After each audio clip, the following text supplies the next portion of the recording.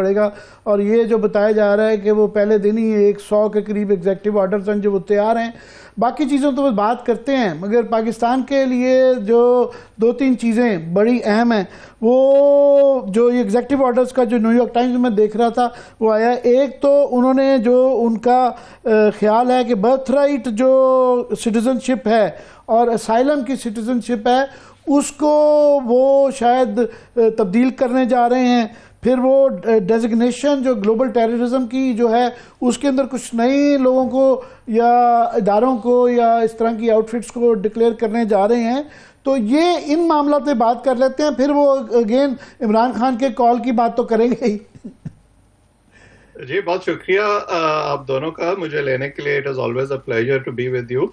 देखिए पहले तो ये ग्लोबल जो टेररिज्म की लिस्ट है उससे शुरू कर लेते हैं। ये जो पहले से क्या सरैयाँ की जाती रही हैं, कुछ लीक्स भी होती रही हैं ट्रंप टीम की तरफ से कि वो किस किस्म के एग्जेक्टिव ऑर्डर्स जारी कर सकते हैं। उनमें से इसका तो उन्होंने तस्करा किया अपनी जो ओथ टेकिंग के बाद तकरीब थी, उसमें उन्होंने ये कहा कि वो जो साउदर्न बॉर्डर है मेक्सिको के साथ उसको वो सील कर देंगे। और पहले जो पॉलिसी थी हुकूमतों की कि आप अगर कोई गैर कानूनी तौर पर बॉर्डर क्रॉस करने की कोशिश करता है आप उसको पकड़ते हैं और फिर छोड़ देते हैं और वो केसेस चलते रहते हैं। अब वो बॉर्डर मुकम्मल सील होगा और उनको अंदर आने ही नहीं दिया जाएगा। और उसके साथ उन्होंने कहा कि वो मैस डिपोर्टेशंस करेंगे और जो ड्रग कार्टेल्स हैं मेक्सिको के उसको उन्होंने कहा कि मैं डेजिग्नेट करूंगा कि इनको जो ग्लोबल टेररिज्म की लिस्ट है उसके अंदर इनको डाल दिया जाए। कि ये बुनियादी तौर पे मेक्सिको या साउथ के लिए वो ज्यादा है, ये हमें उस तरीके से इस तरह अफेक्ट नहीं करता। जो आज उन्होंने तकरीर की है उसके मुताबिक तो इसका ताल्लुक इमिग्रेशन और मैक्सिकन ड्रग कार्टेल्स से है, क्योंकि उनका ये ख्याल है कि ये अमेरिकन इकोनॉमी को नुकसान पहुंचा रहे हैं। आगे जाकर अगर इसमें कोई मजीद तब्दीली होती है या मजीद कोई ऑर्गेनाइजेशंस इसमें आती हैं तो वो कह नहीं सकते, क्योंकि ये जाहिर है फहरिस्त बार बार तब्दील होती रहती है।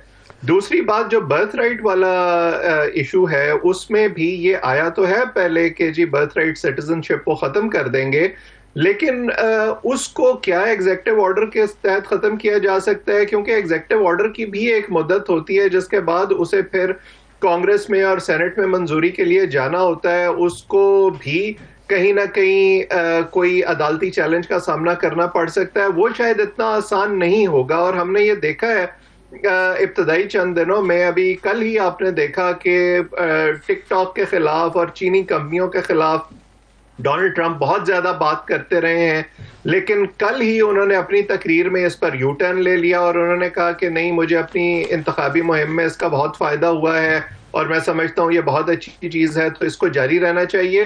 तो वो पॉस्चरिंग जो पहले होती रही है उसमें से कुछ चीजें तो जरूर होंगी। इकोनॉमी के हवाले से, टिकटॉक के हवाले से भी वो जो है उन्होंने तो अनाउंसमेंट कर दी और ये भी बड़ा शोर मचा के पहले उन्होंने जो है इसके खिलाफ करते रहे। कल उन्होंने कहा जी मैं इलेक्शन के अंदर भी इसकी कंट्रीब्यूशन है। उसके ऊपर भी लीगल क्वेश्चंस हैं कि जो है अदालती मामलात इसको कैसे देखेगी।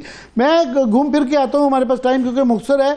कई दफ़ा ये बात हम करते हैं, मगर क्या करें, पाकिस्तान में लोग रात को 4 बजे भी यहाँ देख रहे थे। आज भी ट्रंप की अंग्रेज़ी की स्पीच जो है वो पूरी दिखाई गई है। हर शख्स इसलिए बैठा हुआ है क्योंकि यहाँ पे एक उम्मीद लगी हुई है पीटीआई के अंदर कि वो कॉल आनी है।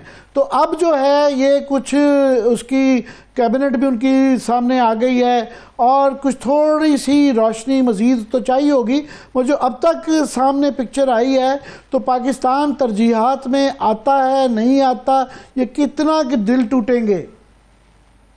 देखिए तरजीहात में तो अभी तक नहीं है, क्योंकि उन्होंने अपनी ओथ टेकिंग से पहले या ओथ टेकिंग के दौरान पाकिस्तान का या इवन इस पूरे खित्ते का कोई तस्करा नहीं किया। उनकी तकरीर में ना ईरान का तस्करा था ना भारत का तस्करा था, लेकिन उसके बावजूद उन्होंने ये जरूर कहा कि वो तनाज़ात का खात्मा करेंगे, वो दुनिया में अमन कायम करने की कोशिश करेंगे। और हमने ये देखा इलेक्शन से पहले, ओथ टेकिंग से पहले ही, कि उन्होंने नेतन्याहू के बारे में किस तरह की एक वीडियो अपने ट्रुथ सोशल प्लेटफॉर्म पर पोस्ट की जिसमें उन्होंने काफी नाजेबा अल्फाज इस्तेमाल किए नेतन्याहू के बारे में, जो वो समझते हैं कि वो जिस तरह की हरकतें कर रहे हैं उनको यहाँ उन अल्फाज को दोहराना मुनासिब नहीं है। और फिर हमने ये भी देखा कि वो क्लेम कर रहे हैं कि मेरे प्रेशर के नतीजे में ये जो जंग बंदी है ये मुमकिन हुई है। आज की तकरीर में भी उन्होंने क्रेडिट लिया इस बात का कि मेरी वजह से जो हॉस्टेजेस हैं वो मैं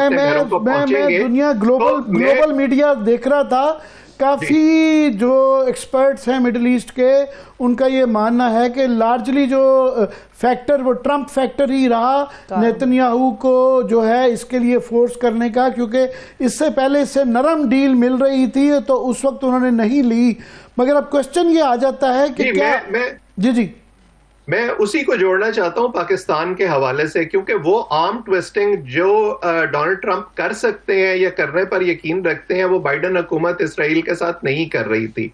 इसी तरह पाकिस्तान के हवाले से अगर हम देखें तो ये ख्याल अभी तक जरूर है कि उनका कोई इंटरेस्ट नहीं है इस रीजन में। बज़ाहिर कोई वजह नहीं है कि वो इमरान खान साहब के लिए कोई बाकायदा कोशिश करें, लेकिन वो अनथिंकेबल कर सकते हैं। इसराइल के हवाले से भी ये ख्याल नहीं था ये मैं अखज़ करूं अगर जो ट्रेडिशनल तज्जिया करने का तरीका है जिसके अंदर बायलैटरल और इंटरनेशनल पर्सपेक्टिव के से देखा जाए तो वो कोई तरजीहात में नहीं आता। मगर ये डोनाल्ड ट्रंप हैं, एक मर्कुरियल पर्सनालिटी हैं, एक मैवरिक टाइप आदमी हैं और इस तरह के बयान वो देते भी रहे हैं। इमरान खान के मुतल्लिक भी, उनकी बेगम साहबा के भी आते रहे हैं। सो कुछ भी मुमकिन हो सकता है, क्या ये कह रहे हैं आप? मैं बिल्कुल यही कह रहा हूं कि कुछ भी मुमकिन हो सकता है, क्योंकि मैं हमेशा ये कहता हूं कि आप 99% श्योर भी किसी चीज के बारे में हो तो 1% एलिमेंट ऑफ डाउट आपको जरूर रखना चाहिए, खास तौर पर जब सामने डोनाल्ड ट्रंप जैसी पर्सनैलिटी हो। अब हम पिछले कुछ अरसे में बहुत सुनते रहे हैं, आपने भी देखा है कि बड़ी इंटेंस लॉबिंग की है जो डायस्पोरा है यहाँ पे। उन्होंने डोनाल्ड ट्रंप की टीम तक पहुंचने की कोशिश की है, मारा लागो में उनसे मुलाकातें करने की कोशिश की है और हमारे सामने इस तरह की बातें आती रही हैं कि कुछ बहुत जो मुतमविल शख्सियात हैं पाकिस्तानी कम्युनिटी की, उन्होंने मुलाकातें की हैं डोनाल्ड ट्रंप से और यह बताया जाता था कि जी आपको इनका नतीजा उनकी हलफ बर्दारी के बाद देखने में आएगा। अब वो व्हाइट हाउस में पहुंच चुके हैं। सो अगले चंद दिन में हमें पता चल जाएगा कि ये सिर्फ उम्मीदें बांधी जा रही थी या इनका कोई अमली नतीजा भी निकलता है।